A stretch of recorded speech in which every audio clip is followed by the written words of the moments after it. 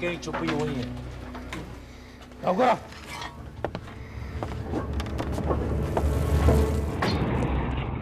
क्या पता है तुझे? किसने बताया तुझे? ये राज है, मैं नहीं बता सकती। जो फ़िल्म दुख्तर है ये इंस्पायर्ड है एक असल कहानी से। मैंने कई साल पहले सुनी थी। एक माँ अपनी बच्ची को लेके भागती है कबायली इलाकों से, और मेरे बस जहन में ये एक इमेज रह गया ना, बिल्कुल अटक सा गया, और मैं इसको भुला ना सकी, क्योंकि इस कहानी में माँ की एक हिम्मत की कहानी है, एक छुपी कहानी है, एक औरत की एक नई ज़िंदगी की तलाश की कहानी है। सो मुझे वो एस्पेक्ट बड़ा खूबसूरत लगा टू एक्सप्लोर एक फ़िल्म के मीडियम में ना।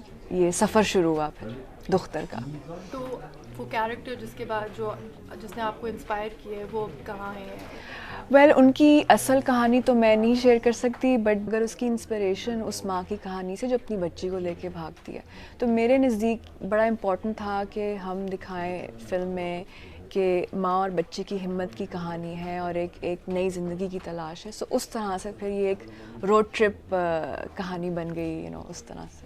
और बैनुल-अक़वामी सतह पर तो इस फिल्म को काफ़ी पसंद किया गया है, लेकिन पाकिस्तान में इसे कैसे देखा गया? बहुत सराहा गया। आई मीन सितंबर में हमारी रिलीज़ थी, एंड पूरे 4 हफ्ते सिनेमाज में चली दुख्तर इन मेजर सिटीज़ जो हमारी थी, और लोगों ने बहुत सराहा। आई मीन हर किस्म की ऑडियंस गई है, एंड दैट इज़ वही तो एक फिल्म मेकर यही तो चाहता है कि हर किस्म की ऑडियंस आए। आई मीन कोई आप उस पर बंदिश नहीं होनी चाहिए कि कौन आ सकता है या देख सकता है या नहीं देख सकता।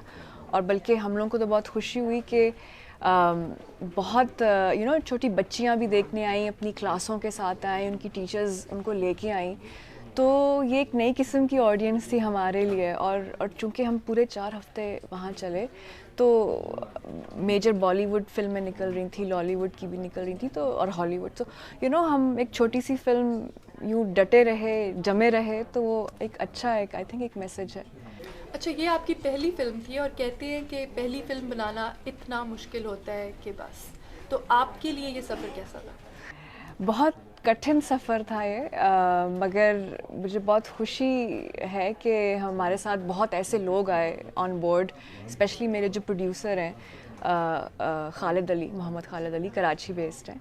तो उन्होंने जब ये कहानी सुनी, उन्होंने कहा कोई बात नहीं, हम फ़ाइट करके ये फ़िल्म बनाएंगे, क्योंकि बहुत मुश्किल है इस इंडस्ट्री में आप ऐसी स्टोरी लेके आएँ, और वो भी एक फ़ीमेल डायरेक्टर है, और फिल्म में ऐसा कोई हीरो नहीं है, तो आप किस तरह से एक कोशिश करके ये फ़िल्म कैसे बनाएंगे? ना नाच गाना है, ना मटका है, ना झटका है, मसाला नहीं है।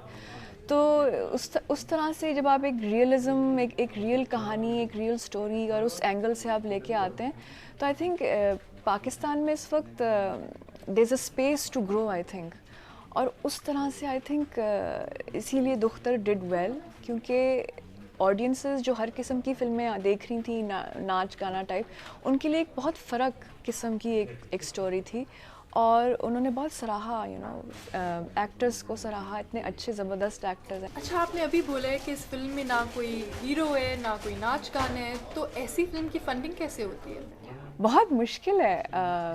हम लोग लकी थे कि मैं तो खैर कई साल से कोशिश करी थी फंडिंग के लिए, बट हम लकी थे कि 2012 में एक नॉर्वेजियन फिल्म प्रोडक्शन ग्रांट है जो दुख्तर ने विन की थी, और उसके बलबूते पे हम लोगों ने बाकी फाइनेंसिंग इकट्ठी की थी। पाकिस्तान में सोशल इश्यूज़ या समाजी मसाइल पर बनने वाली फ़िल्मों को किस हद तक पज़ीराई मिलती है? I think social issue based films के लिए भी एक जगह है, उसकी अपनी एक ऑडियंस है। फिल्में जैसे खुदा के लिए, बोल, सो कॉल्ड जो भी सोशल इशू आप कहना चाहते हैं उसको, आती हैं, एंटरटेनमेंट भी उनके साथ जुड़ी होती है।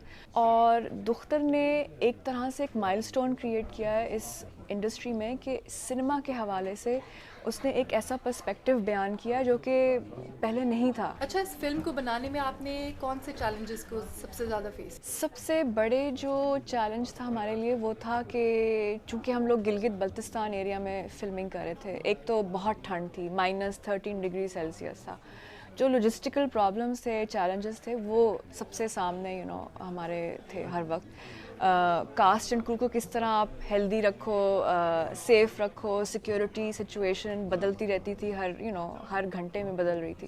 क्या सो बिहाइंड द सीन्स बहुत काम हुआ। आई मीन प्रोड्यूसर्स इसीलिए होते हैं, उनकी रातों की नींद हराम होगी। हम लोग 2 महीने ऑन द रोड थे, सफ़र कर रहे थे। सफ़र के आलम में हम लोगों ने फिल्मिंग की है उस ठंड में। सो एक्टर्स ने बहुत साथ दिया, क्रू ने बहुत साथ दिया, एक टीम वर्क, यू नो, उसके बगैर ये काम नहीं हो सकता। सो वो challenge I think over we address that because हमारे पास एक टीम स्पिरिट बहुत अच्छी थी और सब ने मिल के काम किया। तो जिस इलाके में आप फिल्मिंग करनी थी वहाँ पर आपने कम उम्र की शादियों के देखे मसाइल इस तरह के? नहीं, मैं ये कहना चाहती हूँ कि हम लोगों ने जब फिल्मिंग की है वो एक बहुत फ़र्क इलाका है, जो ट्राइबल एरिया है, जो ट्राइबल कबायली इलाका जो है, वहाँ से फैमिली आती है जो माइग्रेट कर चुकी होती है फिल्म के अंदर, नॉर्दर्न एरिया जो गिलगित बल्तिस्तान एरिया है। सो गिलगित बल्तिस्तान ख़ुद बहुत एक प्रोग्रेसिव जगह है और हम लोग फिल्मिंग इसीलिए कर सके कि कम्युनिटीज़ ने हमें आके सपोर्ट किया कि हाँ, हम आप चाहेंगे कि आप ऐसी फ़िल्म बनाएं, ऐसी कहानियाँ बननी चाहिए। अगर हम किसी यू नो एक बहुत ही बैकवर्ड किस्म की उसमें जाते तो फिर शायद हमें वो सपोर्ट ना मिलता। हम लोग ट्राइबल इलाकों में नहीं शूट कर सकते थे, तो हमारे लिए जो सीनिक और उस तरह से जो एक माउंटेनस इलाका था जो अवेलेबल था वो सिर्फ इधर था। और उनके सपोर्ट के साथ ये बन सकी फिल्म, तो मैं उनका बहुत शुक्र अदा करना चाहती हूँ इस वक्त फॉर ऑल दैट हेल्प। और आपने अपनी रिसर्च में कितने मतलब इस तरह के मसाइल देखे हैं कि कम उम्र की शादियाँ हो रही हैं, और ये फिल्म बनाने से पहले कितने लोगों से बात की इस बात? कई, आई मीन रिसर्च ना, ये सिर्फ पाकिस्तान का मसला नहीं है। अगर आप देखो तो दुनिया में ऑलमोस्ट हर साल 14 मिलियन बच्चियों को दिया जाता है शादी में अंडर द एज ऑफ 18।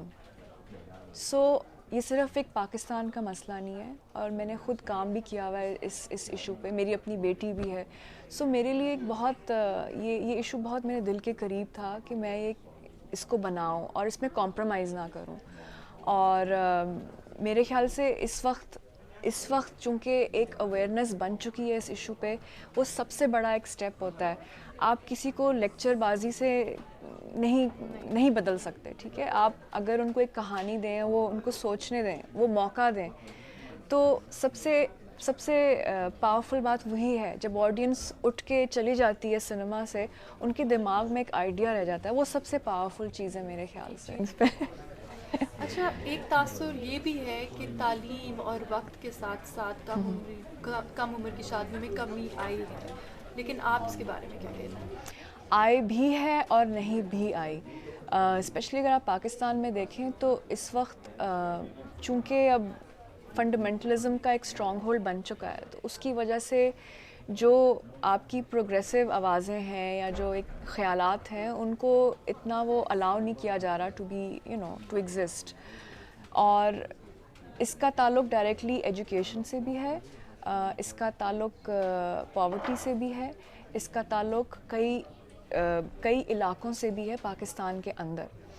और मैं ये कहूँगी कि ख़ाली एजुकेशन या तालीम बाय इटसेल्फ कुछ नहीं सॉल्व कर सकती। आपका एक माइंडसेट होता है जो कि बदलना चाहिए।